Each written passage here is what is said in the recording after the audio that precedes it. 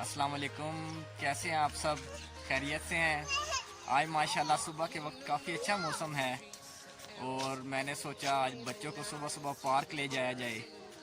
बच्चे भी काफ़ी दिन से कह रहे थे पार्क ले जाएं, तो आजकल कोरोना के हालात ऐसे थे कि बाहर नहीं निकल सकते थे, पाबंदियाँ लगी हुई थी। तो आज मैंने बच्चों को सुबह सुबह पार्क लेकर आया हूँ, तो बच्चे माशाल्लाह काफ़ी इंजॉय कर रहे हैं और मज़े कर रहे हैं। आए आपको पार्क का विज़िट करवाते हैं और देखें आप पार्क में माशाल्लाह काफ़ी ग्रीनरी लगी हुई है। पार्क में काफ़ी ग्रीनरी है और ये बच्चे देखें भाग दौड़ कर रहे हैं।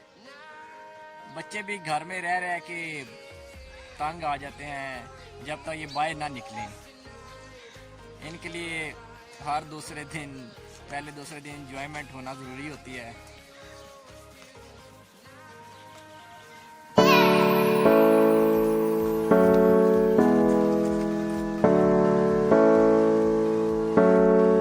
बच्चों कैसा लगा आपको